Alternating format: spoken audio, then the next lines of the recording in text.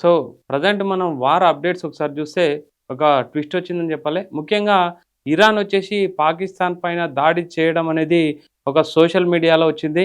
Iran observatory అనే ఒక social media దాంట్లో అయితే పోస్ట్ చేయడం జరిగింది. ముఖ్యంగా ఏంటంటే పాకిస్తాన్‌కి సంబంధించిన ఒక అంటే కుర్దిస్తాన్ అనే ప్రాంతంలో మరోసారి డ్రోన్ దాడి చేసినట్టయితే అంటే ఐఆర్‌జీసీ దాడి చేసిందనేసి చెప్పడం జరిగింది. ముఖ్యంగా ఇరాన్ అబ్జర్వేటరీ అనే ఒక సోషల్ మీడియా అంటే ఒక పేజ్ ద్వారా మన ఎక్స్‌లో ట్వీట్ చేయడం జరిగింది. ముఖ్యంగా ఇది ఎంతవరకు నిజమనేది అధికారికంగా అయితే ఐఆర్‌జీసీ అయితే ఇంతవరకైతే పోస్ట్ అంటే అధికారికంగా వెలువడలేదు. అది ఆపోజిట్ శత్రువులు చేసే పని అనేది కొందరు అంటున్నారు. అయితే ఇందులో ఎంతవరకు వాస్తవం అనేది తెలవలేదు. ఒకవేళ ఈ విధంగా పాకిస్తాన్ మీద ఇరాన్ నిజంగా దాడి చేసినట్లయితే ఇదొక పెద్ద న్యూస్ అవుతుంది. చర్చలకు మెయిన్‌గా వేదికైన ఇస్లామాబాద్, పాకిస్తాన్‌లోని ఇస్లామాబాద్ చర్చలకైతే మెయిన్ వేదికైంది. ఇలాంటి టైంలో పాకిస్తాన్ మీద అటాక్ అనేది ఇరాన్ చేయడం అనేది అంటే పెద్ద ఒక ట్విస్ట్ అనుకోవచ్చు వార్‌లో. అయితే పీస్ టాక్స్ జరుగుతాయా లేదా ప్రెజెంట్ అనేది ఇంకో టాక్ నడుస్తుంది. సో, ఓవరాల్‌గా ప్రెజెంట్ అంటే ముఖ్యంగా మనం మాట్లాడుకున్నట్టు ఇంతకుముందు 2, 3 వీడియోస్ కూడా ఆర్టికల్స్ కూడా చెప్పడం ఏందంటే యాక్చువల్‌గా ఒక తీవ్రవాద స్థావరానికి మెయిన్ అడ్డా అయిన పాకిస్తాన్ ఏ విధంగా ఒక పీస్ టాక్స్‌కి వేదిక అయిందనేది కూడా చాలా ఇంట్రెస్టింగ్ టాపిక్స్ అయితే చెప్పడం జరిగింది. ఓవరాల్‌గా ప్రెజెంట్ అయితే అంటే స్టార్టింగ్ నుంచి కూడా జనరల్‌గా ఈ ఈ ప్లేస్ అంటే అంటే ఈ పీస్ టాక్స్‌కి మెయిన్ వేదిక ఇండియా కావాల్సింది. కాకపోతే ఇండియా కాలేదు పాకిస్తాన్ అయిందని చెప్పడం జరిగింది. ముఖ్యంగా ఏందంటే స్టార్టింగ్ నుంచి కూడా ఇండియా అంటే ఇరాన్ పైన అటాక్ చేసినప్పుడు కానీ లేకపోతే యూఎస్ ఇరాన్ పైన అటాక్ చేసినప్పుడు అండ్ ఇరాన్ యూఎస్ పైన అటాక్ చేసినప్పుడు ఎప్పుడు కూడా ఖండించలేదు. తర్వాత ఇజ్రాయెల్ ఇరాన్ పై అటాక్ చేసినప్పుడు కూడా మన ఇండియా అయితే ఖండించడం లేదు. సో, ఆ విధంగా అయితే వాళ్ళు అంటే మనం అంటే ముఖ్యంగా వన్ సైడ్ అయిపోయాను. అంటే యుద్ధం కంటే ముందే మోడీ ఇజ్రాయెల్‌కి ఎళ్లి రావడం, తర్వాత ఇజ్రాయెల్‌పై అటాక్‌ని ఖండించడం జరిగింది ఇరాన్ పైన. కానీ ఇరాన్‌పై అటాక్‌ని చిన్నపిల్లలు చనిపోయినా, ప్రధాని ఖమేనీ చనిపోయినా సరే ఎలాంటి స్టేట్మెంట్ ఇండియా ఇయ్యకపోవడం అనేది ఇరాన్‌కి కొంచెం అయితే అంటే వన్ సైడ్ అయిపోయింది. కాబట్టి చర్చలకైతే ఇండియా వేదికగా కాలేకపోయిందని చెప్పొచ్చు. సో, ఆ విధంగా చూస్తే ప్లస్ ఇజ్రాయెల్‌తో ఒక పెద్ద ఒప్పందం అంటే ఫారెన్ ఇన్వెస్టరీ ఒప్పందం ఒకటి కుదుర్చుకోవడం మోడీ అనేది కూడా ఒక అంటే ఒక ఆర్టికల్ చెప్పడం జరిగింది. సో, ఓవరాల్‌గా ప్రెజెంట్ అయితే పాకిస్తాన్ పైన దాడి చేయడం అనేది ఇరాన్ ఒక పెద్ద twist.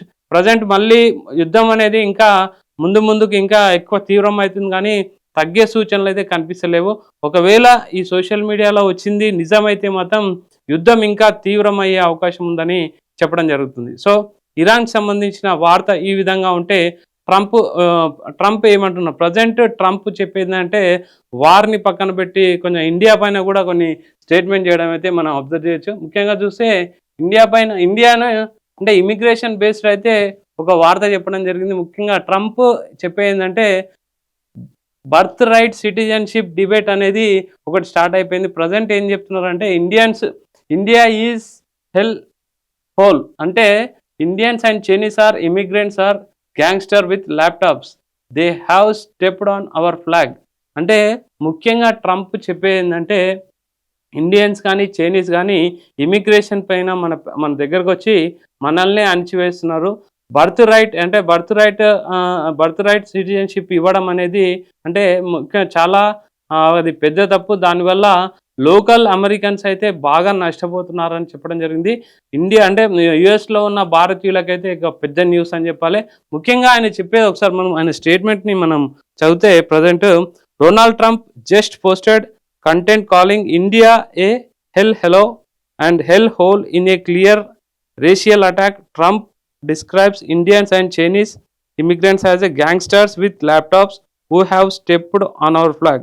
Trump, in his lengthy note, was reacting to arguments in the US Supreme Court on birthright citizenship. He attacks the idea of automatic citizenship for children born in the US to non-citizens. అంటే ముఖ్యంగా ఆయన చెప్పేది ఏంటంటే Trump వివాదాస్పద post అయితే ఖచ్చితంగా ఉంది. America మాజీ అధ్యక్షుడు అమెరికా అధ్యక్షుడు చెప్పేందంటే తన ట్రూత్ అనే సోషల్ మీడియాలో పోస్ట్ చేయడం జరిగింది. ఆ పోస్ట్‌లో హెల్ హోల్ అని పేర్కొన్నట్లు ఆరోపణలు వస్తున్నాయి. అలాగే ఇండియా మరియు చైనీస్ ఇమిగ్రెంట్స్‌ని ల్యాప్‌టాప్‌తో ఉన్న గ్యాంగ్‌స్టర్స్‌గా అభివర్ణించడం జరిగింది. మన జెండా పైన నడిచారు అని తీవ్ర వ్యాఖ్యలు చేయడము. ఈ వ్యాఖ్యలు సోషల్ పోస్ట్‌లో భారీ వివాదానికి కారణమైనని చెప్పొచ్చు. అసలు విషయం చూస్తే ఈ పోస్ట్ వెనుక ప్రధాన అంశం అమెరికా పౌరసత్వ చట్టం మీద అయితే ప్రజెంట్ జరుగుతుంది. అమెరికాలో పుట్టిన ప్రతి వ్యక్తికి స్వయంచాలకంగా పౌరసత్వం ఇవ్వడం అంటే ఆటోమేటిక్ సిటిజన్షిప్ ఇవ్వడం అనేది పెద్ద తప్పని చెప్తున్నారు. ఆయన ముఖ్యంగా మెయిన్ టార్గెట్ చేసింది ఆటోమేటిక్ సిటిజన్షిప్ అని తప్పు అంటున్నారు. ఇది దుర్వినియోగం అవుతుందని చెప్తున్నారు. బర్త్ టూరిజం ద్వారా ప్రజలు అమెరికాకు వస్తున్నారని ఆయన అభిప్రాయపడడం జరిగింది. దీని మీద రెఫరెండం ఖచ్చితంగా తీసుకోవాలి, ప్రజాభిప్రాయ సేకరణ తీసుకోవాలని ప్రజెంట్ అయితే చెప్పడం జరిగింది.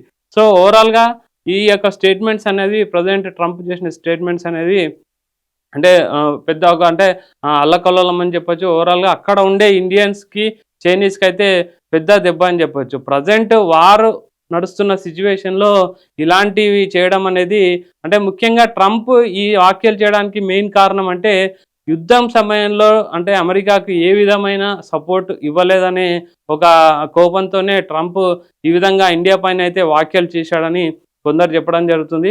అంటే చైనీస్ కానీ ఇండియా కానీ కంప్లీట్ ఎటువంటి సపోర్ట్ లేకుండా ఇరాన్ కూడా సపోర్ట్ చేయలేదు, అలానే యుఎస్ కూడా సపోర్ట్ చేయడం లేదు. సో ఆ విధంగా ట్రంప్ అయితే కోపంతో ఈ విధమైన స్టేట్మెంట్ ఇవ్వడం అయితే మనం చూడవచ్చు. ముఖ్యంగా అటు యుద్ధం పాకిస్తాన్పై ఇరాన్ దాడి తర్వాత ట్రంప్ ఈ విధమైన పోస్టు ఓవరాల్గా యుద్ధం సైడ్ ట్రాక్ మళ్లించాలని ప్లానా లేకపోతే అంటే వాళ్ళ లోపల కదలికలు తీసుకొచ్చి భయపెట్టి భ్రమపెట్టి వాళ్ళకి సపోర్ట్ తీసుకోవాలని ప్లాన్ అనేది అంటే కొందరు చెప్పడం జరుగుతుంది. సో ఓవరాల్గా ప్రజెంట్ యుద్ధం సిచ్యువేషన్ చూస్తే రెండు బలహాలు అంటే ఇరాన్ కానీ ఐఆర్జీసీ కానీ హార్మోజ్ జలసంధి వద్ద అయితే ప్రజెంట్ మోహరించి ఉన్నాయి. పీస్ టాక్స్ కోసం ఇంకొక 24 అవర్స్లో పీస్ టాక్స్ మొదలవుతాయి. ఇస్లామాబాద్లో జేడీ వ్యాన్స్ వేదిక అని చెప్తున్నారు. ఒకవేళ వీలైతే ట్రంప్ కూడా అంటే ఆ చర్చల్లో వచ్చే అవకాశం పీస్ టాక్స్లో వచ్చే అవకాశం ఉందనైతే చెప్తున్నారు. సో అంటే ఇరాన్ సంబంధించిన నేతలు అంటే మాకు ఆలోచించుకోనికే టైం ఇవ్వండి ప్రజెంట్ అని చెప్పడం జరిగింది. అంటే ఆయన సోషల్ ట్రూత్లో నిన్న ట్రంప్ పోస్ట్ చేయడం జరిగింది.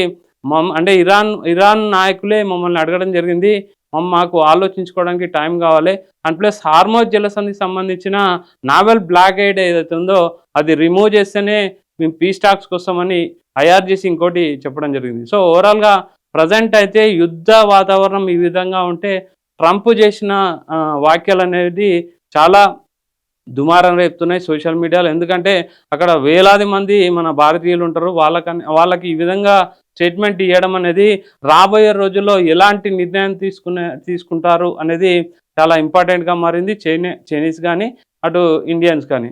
సో ఈ విధంగా పాకిస్తాన్పై అటాక్ అండ్ ఈ విధమైన అంటే ఇండియా పైన ఈ విధంగా అటాక్ చేయడం అనేది ఒక స్ట్రాటజిక్ ప్లానా లేకపోతే సైకలాజికల్గా ఇండియాని బెదిరించాలన్నా? సో ఏ విధంగా నెక్స్ట్ పీస్ టాక్స్ జరుగుతాయి, పీస్ టాక్స్ వల్ల ఏ విధమైన రిజల్ట్ వస్తుంది చాలా ఇంపార్టెంట్. ముఖ్యంగా చూస్తే అన్ని దేశాలు కూడా వెయిట్ చేస్తున్నాయి. ఎందుకంటే ఆటోమేటిక్ నిన్న చాలా రోజుల నుంచి మనం మాట్లాడుకుంటున్నాం, ముడి చెమురు అనేది వచ్చిపోయే దారి హార్మోజ్ జలసంధి. అలాంటి జలసంధిని ప్రజెంట్ రాకపోకలు నౌకలు అనేటివి ఆగిపోవడం జరిగింది. సో అలా ఆగిపోవడం వల్ల ముడి చెమురు పెరగడం అయితే చూస్తున్నాం. దానివల్ల గ్లోబల్ వైజ్ కూడా ద్రవ్యోల్బణం అయితే పెరిగే అవకాశం ఉంది. సో ఓవరాల్గా ఆర్థిక మాంద్యం వస్తుంది. సో దేశాలు, కంపెనీలు, స్టాక్ మార్కెట్లు అన్ని విధాలుగా నష్టపోయే అవకాశం ఉంది.